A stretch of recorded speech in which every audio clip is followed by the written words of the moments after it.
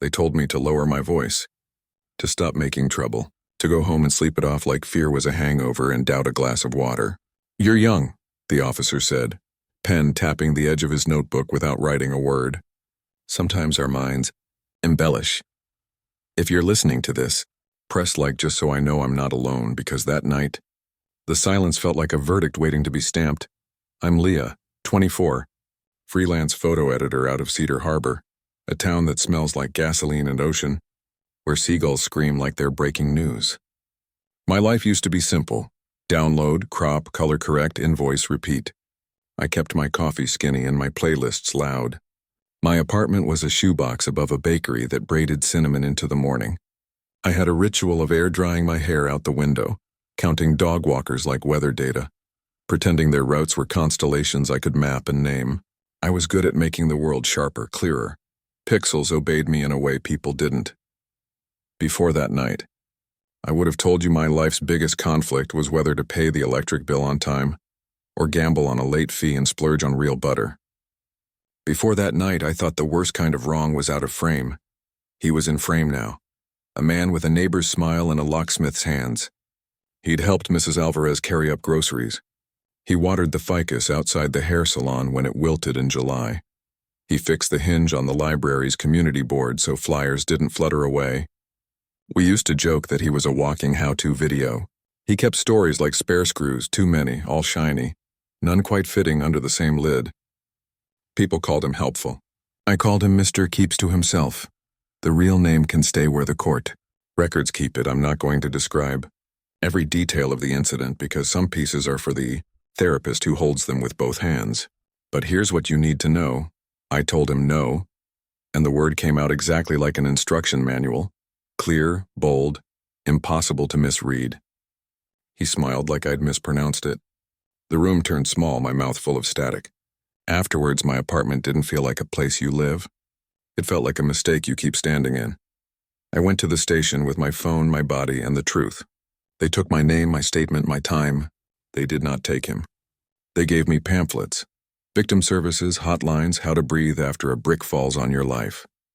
The officer's pen kept tapping like a metronome for disbelief. It wasn't the worst thing cops have ever done to a girl like me, but it was enough to make the floor tilt. Neighbors talked. I could hear it under doors. In the bakery line. At the laundromat, a t-shirt tumbling with a rumor inside it.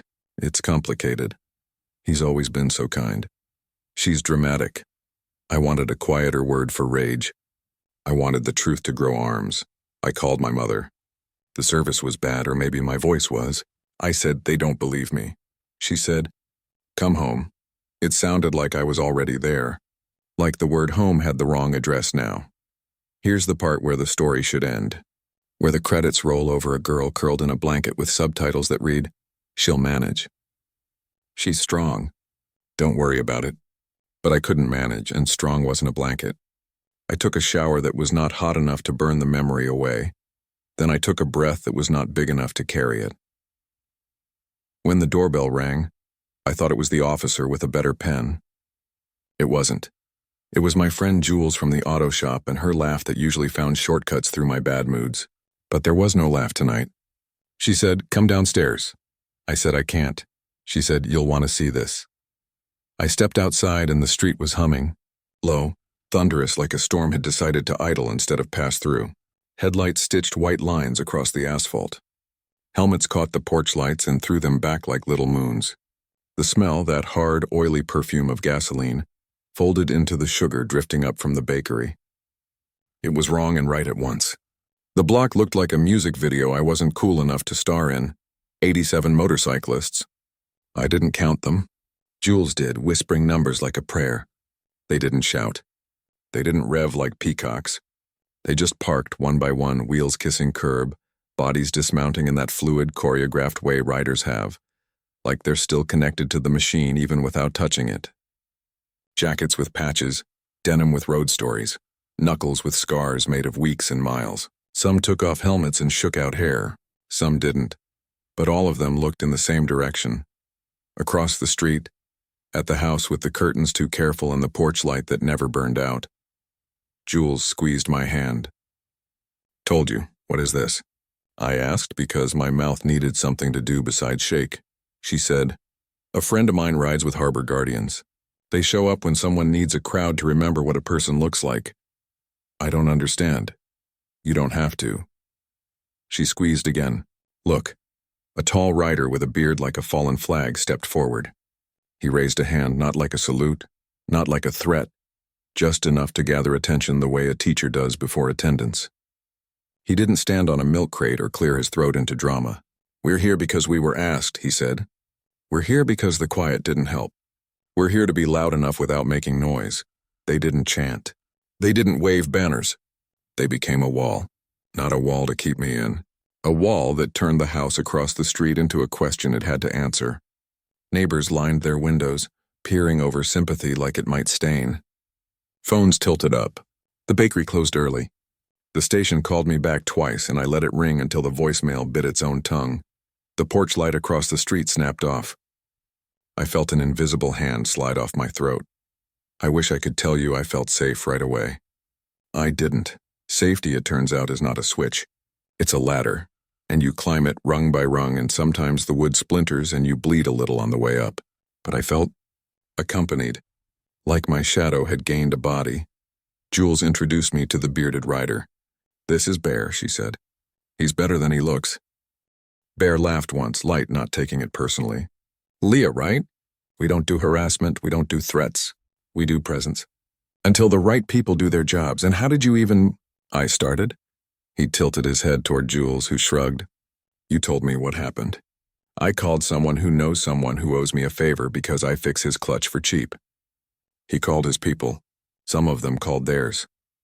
She gestured at the lined-up bikes like a magician revealing a trick that's really just practice. Bear said, "I don't care what a badge decides to believe. I care what happens next." He pointed without pointing, chin up, eyes toward the house. "That man needs to understand that your story has witnesses now, even if we didn't see it. Believe is a verb. It means we act like it's true." A woman with braids and a jacket that read Hawk walked over with a thermos. She unscrewed the lid and steam curled into the cool night. "Tea," she said. "We travel with our own weather." I laughed for the first time in 20 hours. It surprised me like a door opening to a room I'd forgotten I owned. Across the street, the door cracked. He peered out, the helpful handyman with the catalog smile, the man who fixed hinges and broke other things without leaving fingerprints. He saw the motorcycles the way a liar sees a microphone. He closed the door. A police cruiser eased onto the block, then another. Lights flickered without sirens, like the officers had been invited to a party where they didn't know the dress code. I braced for dispersal orders for folks, let's take it down a notch, for the measured condescension of authority. Instead, an officer stepped out, same one with the tapping pen. He looked at the bikes. He looked at me. His pen stayed in his pocket. "We got some calls," he said. "I bet you did," Bear replied. "The kind of polite that reminds you it's a choice." The officer asked if everyone was keeping it peaceful. Hawk smiled without showing teeth. "We are a lullaby," she said. It wasn't true. It was better. They were a heartbeat. The officer cleared his throat, trying on a different tone. "Ms. Hart, it's Leah," I said.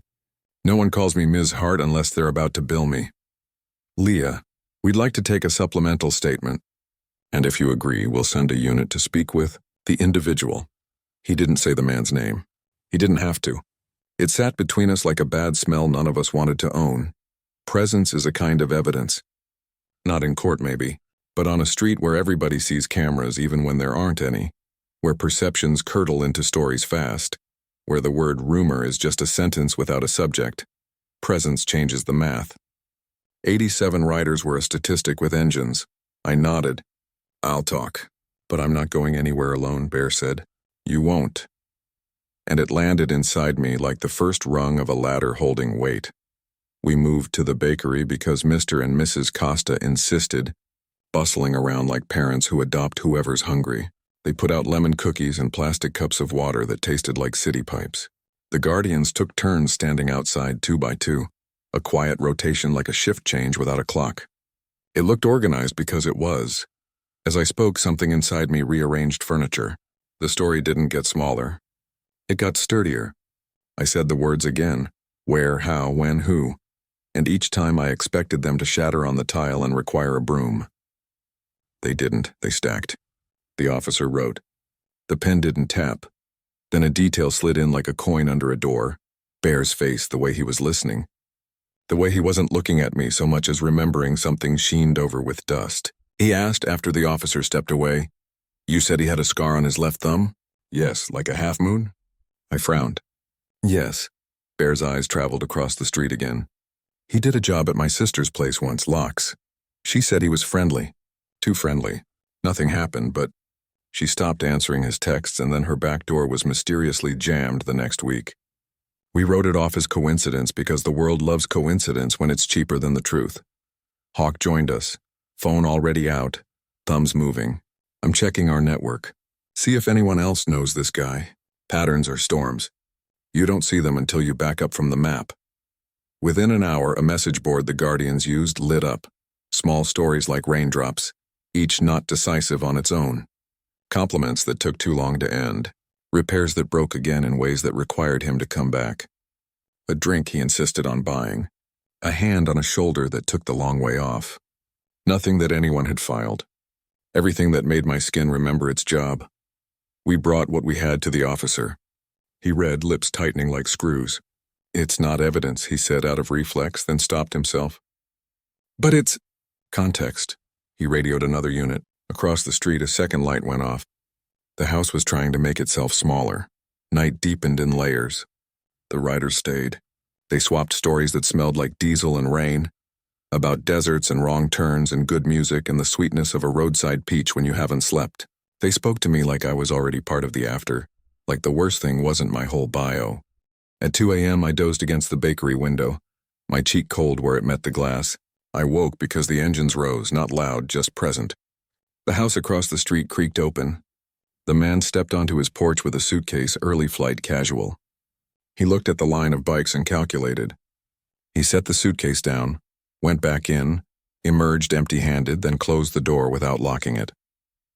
He got into his truck. The engine tried to sound confident and failed. 2 riders moved at once, not to block, not to escalate, just to exist where he wanted absence. The truck paused.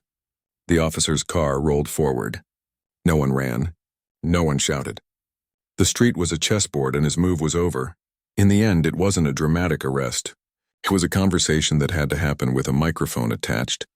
The kind of conversation that hurts a little going down, because it's built of unswallowed truth. He hadn't expected to be believed. He'd expected me to get tired. By dawn, the sky peeled open like an apology. The ocean sent up its salt report. The riders stretched and yawned and checked oil.